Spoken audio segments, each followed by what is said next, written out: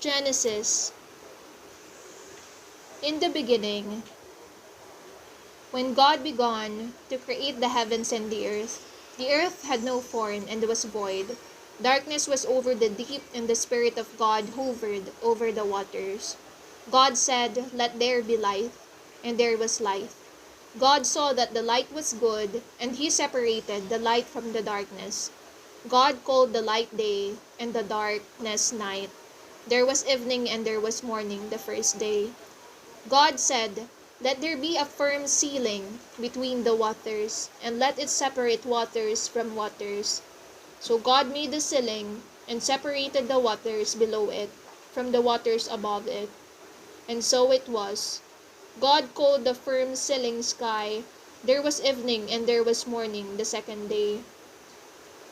God said, "Let the waters below the sky be gathered together in one place, and let dry land appear." And so it was. God called the dry land earth, and the waters gathered together he called seas. God saw that it was good. God said, "Let the earth produce vegetation, seed-bearing plants, fruit trees bearing fruit with seed, each according to its kind, upon the earth." And so it was. The earth produced vegetation, plants bearing seed according to their kind, and trees producing fruit which has seed according to their kind. God saw that it was good. There was evening and there was morning the third day. God said, "Let there be lights in the ceiling of the sky, to separate day from night, and to serve as signs for the seasons, days, and years. And let these lights in the sky shine above the earth." And so it was.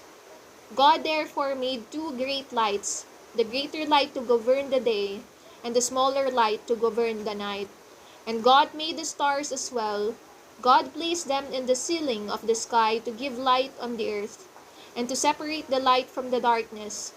God saw that it was good. There was evening and there was morning the fourth day. God said, "Let the water teem with an abundance of living creatures, and let birds fly above the earth under the ceiling of the sky." God created the great monsters of the sea and all living animals, those that teem in the waters according to their kind, and every winged bird according to its kind. God saw that it was good. God blessed them, saying, "Be fruitful and increase in number. Fill the waters of the sea, and let the birds increase on the earth." There was evening and there was morning the fifth day. God said, "Let the earth produce living animals according to their kind, cattle, creatures that move along the ground, wild animals according to their kind." So it was. God created the wild animals according to their kind, and everything that creeps along the ground according to its kind. God saw that it was good. God said, "Let us make man in our image, to our likeness. Let them rule over the fish of the sea, over the birds of the air, over the cattle, over the wild animals, and over all creeping things that crawl along the ground." So God created man in his image. In the image of God he created him. Male and female he created them. God blessed them and said to them, "Be fruitful and increase in number. Fill the earth and subdue it. Rule over the fish of the sea and the birds of the sky, over every living creature that moves on the ground." God said, "I have given you every seed-bearing plant which is on the face of all the earth, and every tree that bears fruit with seed. It will be your food. To every wild animal, to every bird of the sky, to everything that creeps along the ground, to everything that has the breath of life, I give every green plant for food." So it was. God saw all that he had made, and it was very good. There was evening and there was morning, the sixth day. That was the way the sky and earth were created, and all their vast array. By the seventh day the work God had done was completed, and he rested on the seventh day from all the work he had done. And God blessed the seventh day and made it holy, because on that day he rested from all the work he had done in his creation. These are the successive steps in the creation of the heavens and the earth. The story of Eden. On the day that Yahweh God made the earth and the heavens, there was not yet on the earth any shrub of the fields, nor had any plant yet sprung up, for Yahweh God had not made it rain on the earth, and there was no man to till the earth. But a mist went up from the earth, and watered the surface of the earth. Then Yahweh God formed man thus drawn from the clay, and breathed into his nostrils a breath of life, and man became alive with breath. God planted the garden in Eden in the east, and there he placed man whom he had created. Yahweh God caused to grow from the ground every kind of tree that is pleasing to see and good to eat, also the tree of life in the middle of the garden, and the tree of the knowledge of good and evil. A river flowed from Eden to water the garden, and from there it divided to form four main streams. The name of the first river is Fishon. It is the one that flows around all the country of Havilah, where there is gold, and the gold of that country is good. Bdellium and onyx stone are there. The name of the second river is Gihon. It is the one that flows around all the land of Cush. The name of the third river is Tigris. It is the one that flows to the east of Assyria. The fourth river is the Euphrates. Yahweh God took man and placed him in the Garden of Eden to till it and take care of it. Then Yahweh God gave an order to man, saying, "You may eat of every tree in the garden, but of the tree of the knowledge of good and evil you will not eat, for on the day you eat of it you will die." Yahweh God said, "It is not good for man to be alone. I will give him a helper, who will be like him." Then Yahweh God formed from the earth all the beasts of the field and all the birds of the air, and brought them to man to see what he would call them. And whatever man called every living creature, that was its name.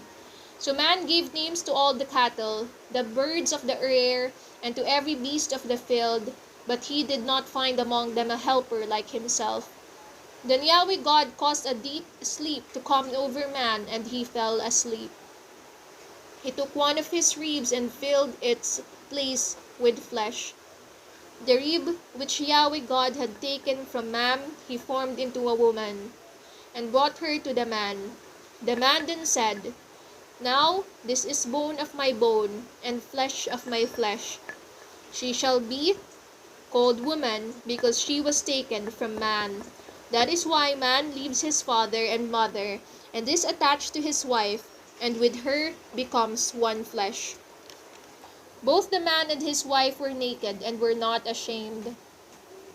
The fall. Now the serpent was the most crafty of all the wild creatures that Yahweh God had made. He said to the woman, "Did God really say you must not eat from any tree in the garden?"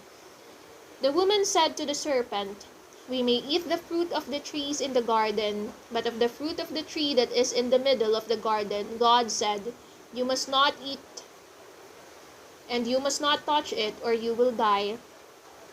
The serpent said to the woman, "You will not die, but God knows that the day you eat it, your eyes will be opened, and you will be like gods, knowing good and evil." The woman saw that the fruit was good to eat and pleasant to the eyes, and ideal for gaining knowledge. She took its fruit and ate it, and gave some to her husband, who was with her. He ate it. Then their eyes were opened, and both of them knew they were naked. So they sewed leaves of a fig tree together and made themselves loincloths. They heard the voice of Yahweh, God, calling in the garden in the cool of the day, and they, the man and his wife, hid from Yahweh, God, among the trees of the garden. Yahweh God called the man, saying to him, "Where are you?" He said, "I heard your voice in the garden, and I was afraid because I was naked, so I hid." God said, "Who told you that you were naked? Have you eaten of the tree I ordered you not to eat?" The man answered, "The woman you put with me gave me fruit from the tree, and I ate it." God said to the woman, "What have you done?" The woman said, "The serpent deceived me, and I ate." The judgment of God. Yahweh God said to the serpent, "Since you have done that, be cursed among all the cattle, and wild beasts. You will crawl on your belly and eat dust all the days of your life. I will make you enemies, you and the woman, your offspring and her offspring. He will crush your head and you will strike his heel. To the woman God said, I will increase your suffering in childbearing, and you will give birth to your children in pain. You will be dependent on your husband, and he will lord it over you. To the man he said, because you have listened to your wife and have eaten from the tree of which I forbade you to eat, cursed be the soil because of you. In suffering you will provide food for yourself from it all the days of your life. It will produce thorn and thistle for you, and you will eat the plants of the field. With sweat on your face you will eat your bread until you return to clay, since it was from clay that you were taken, for you are dust and to dust you shall return. The man called his wife by the name of Eve, because she was the mother of all the living.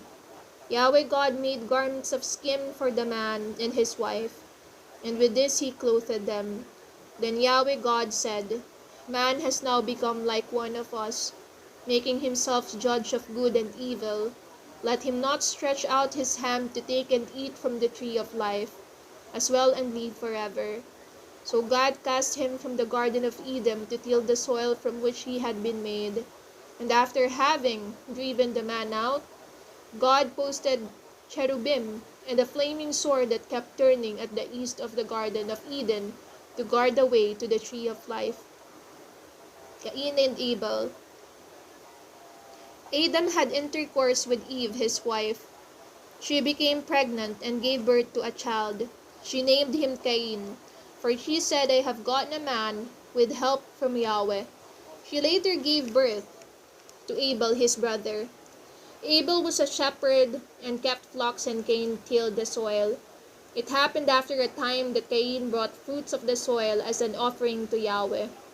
Abel for his part brought the firstborn of his flock, and some fat as well. Now Yahweh was well pleased with Abel and his offering, but towards Cain and his offering he showed no pleasure. This made Cain very angry and downcast. Then Yahweh said to Cain, Why are you angry and downcast? If you do right, why do you not look up? But if you are not doing what is right, sin is lurking at the door. It is striving to get you, but you must control it. Cain said to his brother Abel, Let's go to the fields. Once there, Cain turned on his brother Abel and killed him. Yahweh said to Cain, Where is your brother Abel? He answered, I don't know. Am I my brother's keeper? Yahweh asked, What have you done? Your brother's blood cries out to me from the ground. Now be cursed and driven from the ground that has opened its mouth to receive your brother's blood that your hand has shed. When you till the soil, it will no longer yield you its produce. You will be a fugitive wandering on the earth. Cain said to Yahweh, My punishment is greater than I can bear. See, today you drive me from this land. I must hide from you and be a wanderer and a fugitive on the earth. And it will so happen that whoever meets me will kill me. Yahweh said to him, Well then, whoever kills Cain will suffer vengeance 7 times. And Yahweh put a mark on Cain to prevent anyone who met him from killing him. Cain then went from Yahweh's presence and settled in the land of Nod, to the east of Eden. The descendants of Cain and Seth. Cain had intercourse with his wife. She conceived and gave birth to Enoch. As he was building a town, he called it by the name of his son Enoch. A son Irad was born to Enoch. Irad became father of Mehujael, and Mehujael of Methusael, and Methusael of Lamech. Lamech had 2 wives, Ada and Zillah. Ada gave birth to Jabal. He was father to those who live in tents and keep flocks. His brother was Jubal. He was father to all those who play the lyre and flute.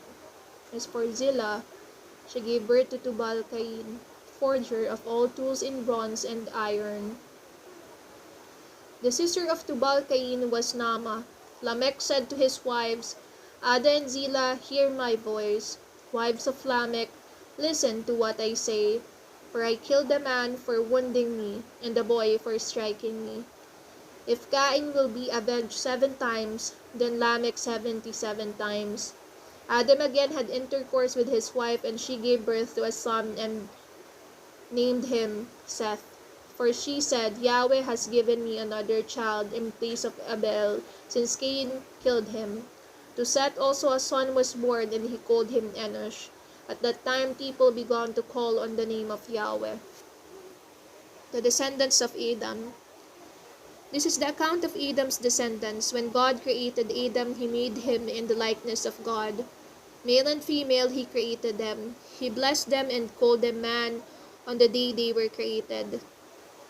Adam was 130 years old when he became father of a son born in his own likeness, in his own image, and he named him Seth. After the birth of Seth, Adam lived for 800 years and had other sons and daughters. Altogether, Adam lived 930 years, then he died. When Seth was 105, he became father of Enosh. After the birth of Enosh, Seth lived 807 years. He had other sons and daughters.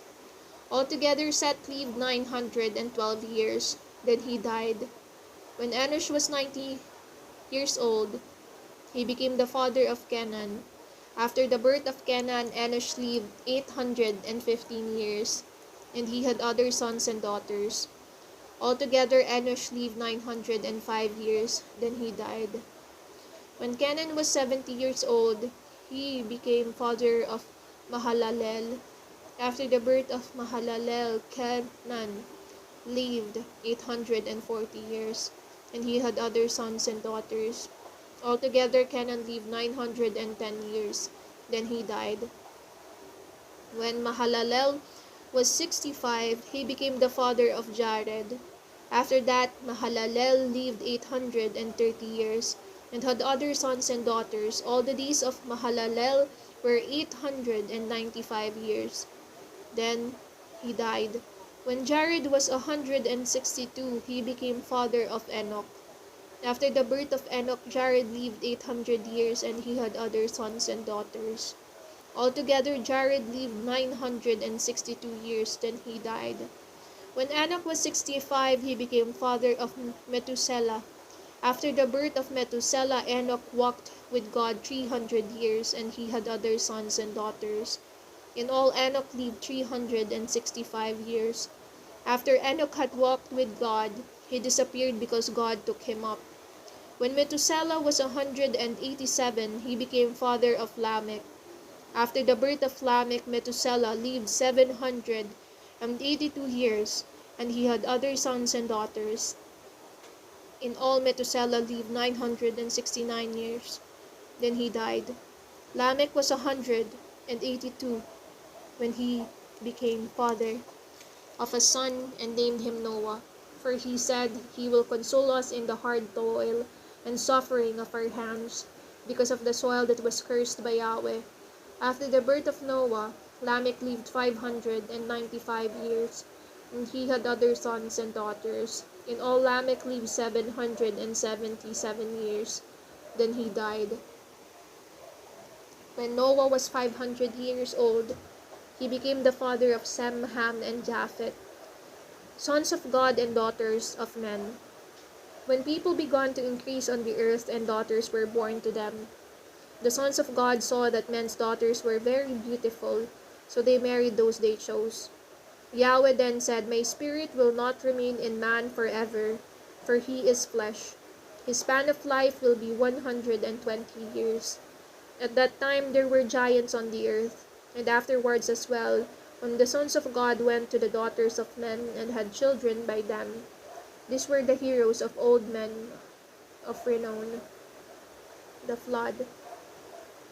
Yahweh saw how great was the wickedness of man on the earth, and that evil was always the only thought of his heart. Yahweh regretted having created man on the earth, and his heart grieved. He said, I will destroy man whom I created, and blot him out from the face of the earth, as well as the beasts, creeping creatures and birds, for I am sorry I made them. But Noah was pleasing to God. This is the story of Noah. Noah was a just man, blameless among the people of his time, a man who walked with God. Noah became the father of 3 sons. Shem, Ham, and Japheth. The earth became corrupt in God's sight and was full of violence. God saw the earth and saw it was corrupt, for corrupt indeed was the way of all mortals. Yahweh said to Noah, I have in mind to destroy all people, for the earth is filled with violence because of them. This is why I will destroy them and with them the earth. As for you, build an ark of cypress wood. You will make rooms in the ark and coat it with pitch inside and outside. This is the way you will do it. The length of the ark 450 feet, the width 75 feet, the height 45 feet. You will put a roof on the ark and finish it within 18 inches from the top. Put a door in the side of the ark and have lower, middle, and upper decks.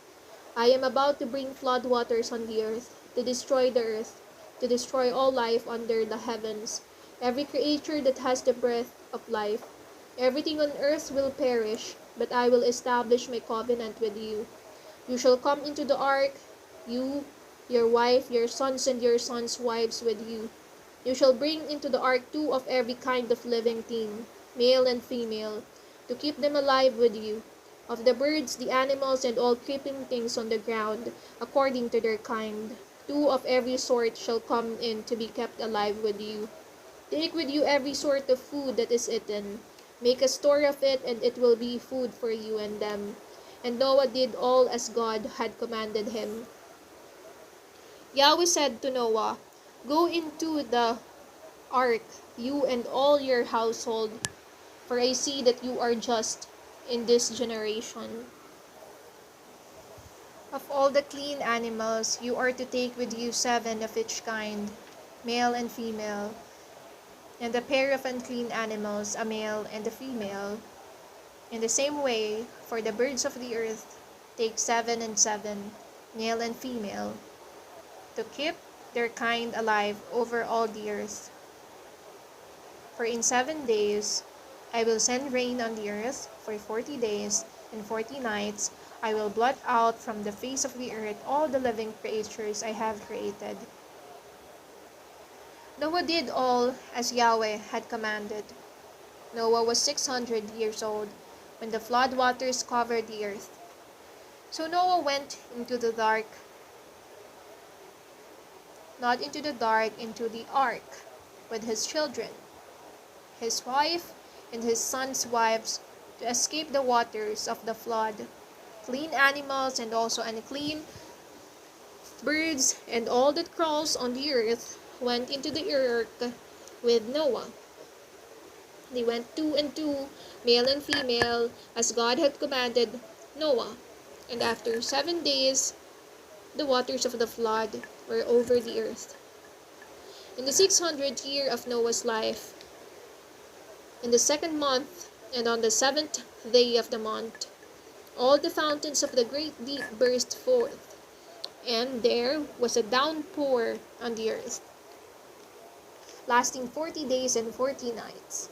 On that same day, Noah went into the ark, as well as Shem, Ham, and Japheth, his sons and his wife, and his daughters-in-law. All the animals according to their kind also entered into the ark, all the cattle, all the creeping things that crawl on the earth, and all the birds according to their kind, all that flies and everything with wings. They came to Noah in the ark, 2 by 2, all creatures that had the breath of life in them, and they that went in were male, female, just as God had commanded. Then Yahweh closed the door on Noah. The flood lasted for 40 days on the earth. The waters rose and lifted the ark and raised it above the earth. The waters rose and increased greatly on the earth, and the earth floated on the surface of the waters. The water rose more and more above the earth, and all the highly mountains under the heavens were submerged. The waters had risen and covered the mountains to a depth of more than 20 feet. Every living thing that moved on the earth died, birds, cattle, animals, everything that swarmed on the earth, and all humankind. All on the face of the earth that had the breath of life in its nostrils died. Every living being on the face of the earth, humans and animals, and creatures that crawl, and the birds of the air, were wiped off the earth. Only Noah was left, and those that were with him in the dark. The waters flooded the earth for 150 days. Then God remembered Noah and all the animals and cattle that were with him in the ark. God made the wind blow over the earth, and the waters subsided. Then the fountains of the deep and the floodgates of the heavens were closed, and the downpour from the heavens held back. The waters receded from the earth. And after 150 days, the waters had abated. In the 7th month, in the 17th day of the month, the ark rested on Mount Ararat. The waters continued to recede until the 10th month. On the first day of the 10th month, the mountain tops could be seen. At the end of the 40 days, Noah opened the window of the ark that he had built, and let the raven out. This went off and kept flying to and fro until the waters had dried up from the earth. Then Noah let out the dove to see if the waters were receding from the earth. But the dove could not find a place to set its foot, and flew back to him in the ark, for the waters still covered the surface of the whole earth. So Noah stretched out his hand, took hold of it, and brought it back to himself in the ark. He waited some more days, and again sent the dove out from the ark. This time the dove came back to him in the evening with a fresh olive branch in its beak. Then Noah knew the waters had receded from the earth.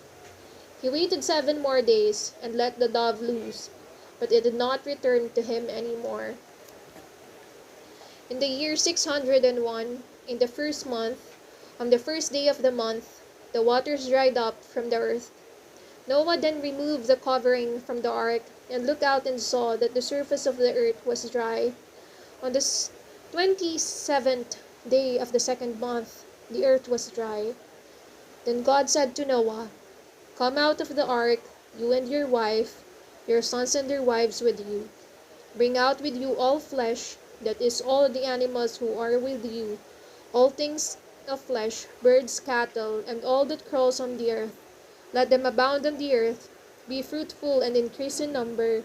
So Noah went out with his sons, his wife and his sons' wives with him. All the animals, all the birds, all that creeps on the earth came out of the ark, one kind after another. Noah built an altar to Yahweh, and taking some of all the clean animals and all the clean birds, he offered burnt offerings on it. Yahweh smelled the pleasing aroma and said to himself, "Never again will I curse the earth because of man, even though his heart is set on evil from childhood. Never again will I strike down every living creature as I have done. As long as the earth lasts, seed time and harvest, cold and heat, summer and winter, day and night, shall not cease to be." The New World Order.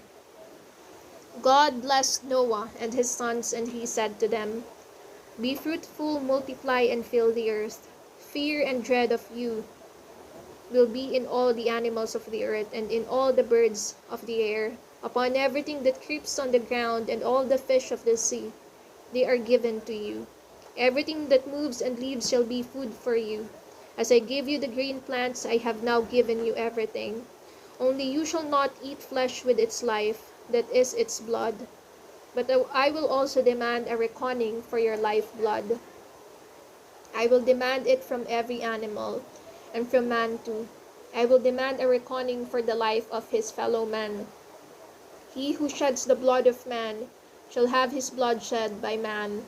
For in the image of God and has God made man. As for you, the fruitful and increase abound on the earth, and be master of it."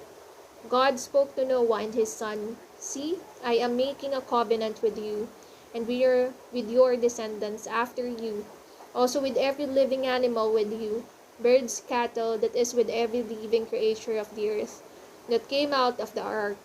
I establish my covenant with you. Never again will all life be cut off by the waters of a flood, and never again will there be a flood to destroy the earth." God said, "This is the sign of the covenant. I make between me and you, and every animal living with you, for all future generations. I set my bow in the clouds, and it will be a sign of the covenant between me and the earth. When I bring clouds over the earth and the rainbow appears in the clouds, I will remember the covenant between me and you and every kind of living creature, so that never again will flood waters destroy all flesh. When the rainbow is in the floods, or when the rainbow is in the clouds, not the rainbow in the floods, I will see it and remember the everlasting covenant between God and every living creature of every kind that exists on the earth. God said to Noah, "This is the sign of the covenant I have made between me and all that has life on the earth." Noah and his sons. The sons of Noah who came out of the ark were Shem, Ham, and Japheth. Ham is the ancestor of Canaan. These were Noah's 3 sons, and from them the whole earth was peopled. Noah, a man of the soil, set about planting a vineyard. He drank the wine, became drunk, and lay uncovered in the middle of his tent.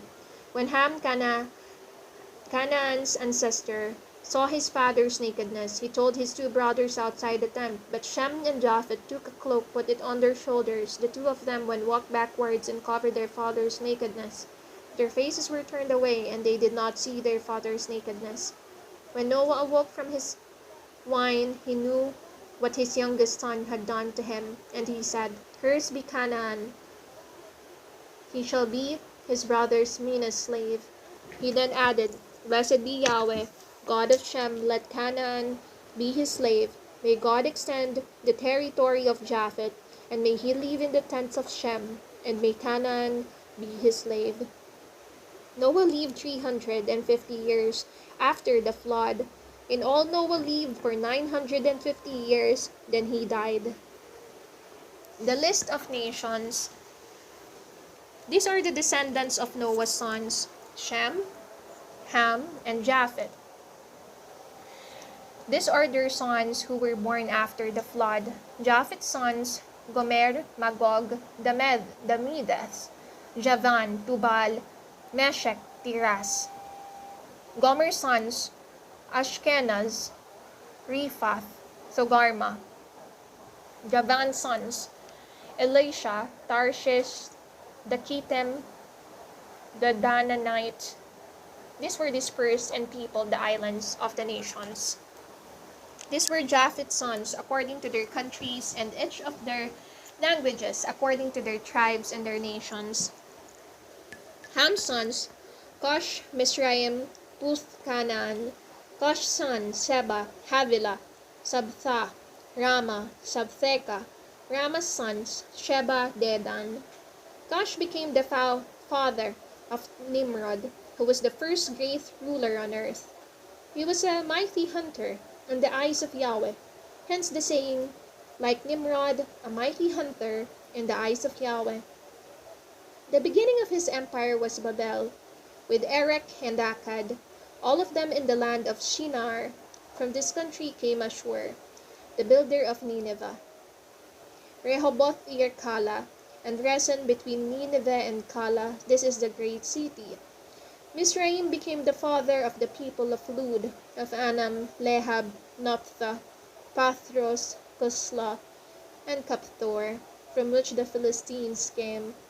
Canaan became the father of Sidon, his firstborn the Hittites, and the Jebusites, the Amorites, Girgashites, Hivites, Archites, Sinites, Arvadites, Zemarites, Hamathites. Later the Canaanite tribe scattered. The Canaanite frontier stretched from Sidon in the direction of Sodom, Gomorrah, Admah, and Zeboim, and as far as Lasha. These were Ham's sons according to their tribes and languages, according to their countries and nations. There were also children born to Shem, the ancestor of all the sons of Eber, who are the Hebrews, and the elder brother of Japheth. Shem's sons, Elam, Ashur, Arphaxad, Lud, Aram. Aram's sons, Uz, Hul, Jether, and Mash. Arphaxad became the father of Shelah, and Shelah became the father of Eber. To Eber were born two sons. The first was called Peleg, because it was in his time that the earth was divided, and his brother was called Joktan. Joktan became the father of Almodad, Shalef, Hazar, Maveth, Jerah, Hadoram, Uzal, Dikla, Obal, Abimael, Sheba, Ophir, Havilah, Jobab, and all these are sons of Joktan. They occupied a stretch of country from Mesh in the direction of Sephar to the eastern mountain range. These were Shem's sons, according to their tribes and languages, and according to their countries and nations. These were the tribes of Noah's sons, according to their descendants and their nations. From this came the dispersal of the nations over the earth after the flood. The Tower of Babel.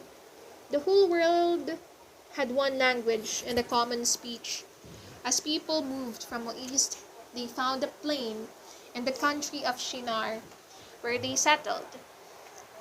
They said to one another, "Come, let us make bricks and bake them in fire." They used brick for stone and bitumen for mortar. They said also, "Come, let us build ourselves a city, in the tower with its top reaching heaven, so that we may become a great people and not be scattered over the face of the earth." Yahweh came down to see the city and the tower that the sons of man were building. And Yahweh said, "They are one people and they have one language. If they carry this through, nothing they decide to do from now on will be impossible. Come, let us go down and confuse their language, so that they will no longer understand each other." So Yahweh scattered them over all the earth, and they stopped building the city. That is why it was called Babel, because their Yahweh confused the language of the whole earth, and from their Yahweh scattered them over the whole face of the earth. These are Shem's descendants. When Shem was 100 years old, he became the father of Arpachshad. 2 years after the flood, after the birth of Arpachshad, Shem lived 500 years and he had more sons and daughters. When Arpachshad was 35 years old, he became the father of Shelah. After the birth of Shelah, Arpachshad lived 403 years and he had more sons and daughters. When Shelah was 30 years old, he became the father of Eber. After the birth of Eber, Shelah lived 403 years and he had more sons and daughters. When Eber was 34 years old, he became the father of Peleg. After the birth of Peleg, Eber lived 430 years and he had more sons and daughters. When Peleg was 30 years old, he became the father of Reu. Peleg lived 209 years and he had more sons and daughters. When Reu was 32 years old, he became the father of Serug. Reu lived 207 years and he had more sons and daughters. When Serug was 30 years old, he became the father of Nahor. After the birth of Nahor, Serug lived 200 years and he had more sons and daughters. When Nahor was 29 years old, he became the father of Terah. After the birth of Terah, Nahor lived 190 years and he had more sons and daughters. When Terah was 70 years old, he became the father of Abram, Nahor, and Haran. There are Terah's descendants. Terah became the father of Abram, Nahor, and Haran. Haran became the father of Lot. Haran died before his father Terah in his native land, Ur of the Chaldeans. Abram and Nahor both married. Abram's wife was called Sarai. Nahor's wife was called Milcah, the daughter of Haran, father of Milcah and Iscah. Sarai was barren, having no child. Terah took his son Abram, his grandson Lot, the son of Haran, and his daughter-in-law, the wife of Abram, and made them leave Ur of the Chaldeans to go to the land of Canaan, But on arrival in Haran, they settled there. Terah lived 205 years. Then he died in Haran. The three sayings of God. In the first chapter of Genesis, God said, and we have creation. Again in chapter 9, God said, and it is to give blessing to all humanity. In chapter 12, God said a third time, and it is the beginning of God's people. These are very uneven steps in the Bible, since the revelation made to God's people fills the rest of the sacred scriptures. What we read from here on concerns all humanity, but it will be what God has said and done in His own people. If we enter deeply into the spirit of the Bible, we will discover that these three facets of the divine work, creation, blessing to humanity, and God's people, form a whole, and they are interrelated in thousands of ways. But let us beware. If we have not really understood the meaning of these three steps, which come from the mouth of God, there will come a time when we will no longer be able to accept the testimony of the Bible, and even the meaning of Jesus will be lost for us, because these three words are contrary to some preconceptions which deeply mark our time. And the first, God said, this word created the universe with its natural laws. The Bible recalls that these laws are permanent. It will also add that the universe is always at God's service and that it obeys God's word. To say that God put the world on automatic pilot is mostly true. God does not constantly pull strings. However, we would be a long way from biblical revelation if we said that God fixed everything at the beginning and did not allow to have other forces interfere with His laws or make them incidental from our point of view. On the seventh day, God is said to have rested from the work done. Genesis 2 verse 4. But the opposite is also true. The Father goes on working. John 5 verse 17. God is always expressing self through works, and creation continues to live and exist in God. Nature's laws are the shadow of a superior justice that is in God but in nature, starting with its richness and its splendor. We find much more than just physical laws. Its ongoing creativity, one of its most mysterious capacities, is a reflection of God's creative freedom, which is never shackled. This is enough to startle all those who theorize about absolute truth, such as the following: laws are inflexible and nothing exists outside of what is measurable. There would be no scientific research without such theories, but that does not mean they present the whole reality of the world or even what is essential. Yet it is this preconception which prevents many Christians from admitting any intervention whatsoever by God in the natural order of the world. In the Gospels, they will reject first the multiplication of the loaves, Mary's virginity, the transfiguration, or they will make the text mean the opposite of what they actually say. They will reject all the actual testimonies of those who have experienced similar interventions by God.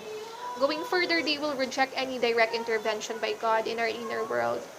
And very logically, they will deny that prayer makes sense. This rationalism will give rise to many books and discussions, but in the end it is fruitless. It will not arouse faith and it never brings joy. The second, God said, in Noah's story is equally filled with meaning.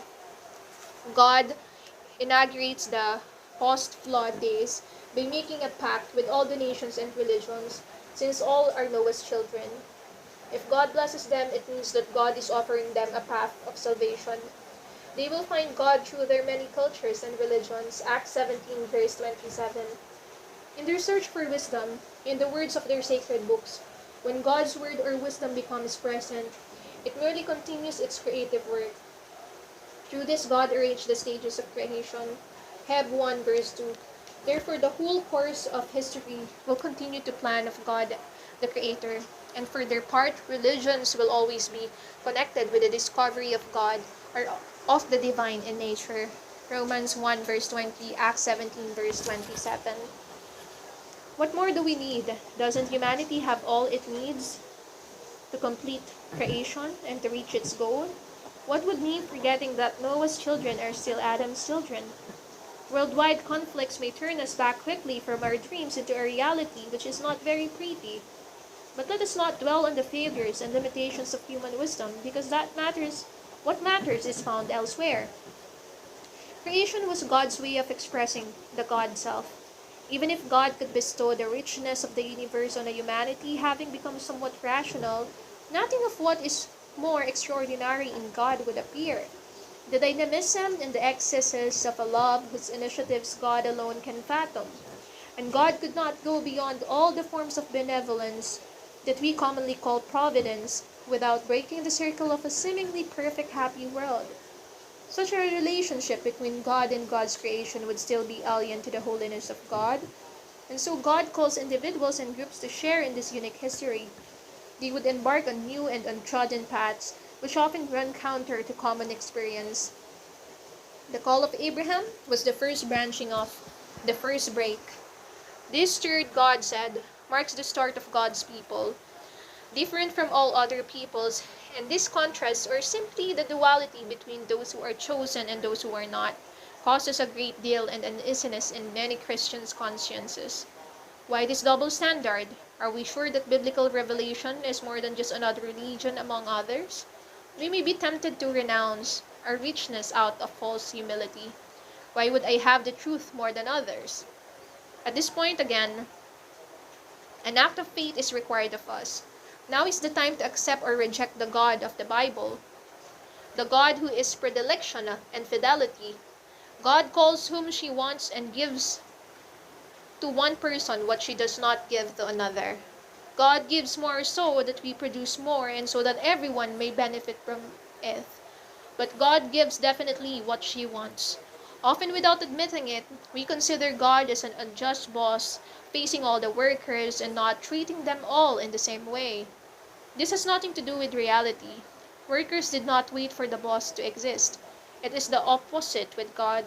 We are not ready-made before God, waiting for what God will give us.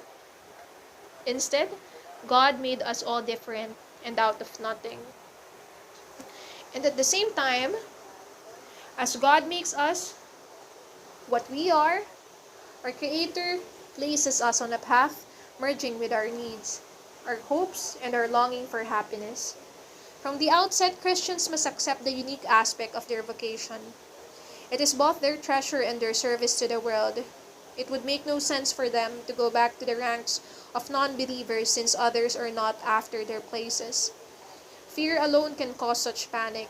The fear of being different, or perhaps another fear which is a lack of faith, are not God's great promises an illusion?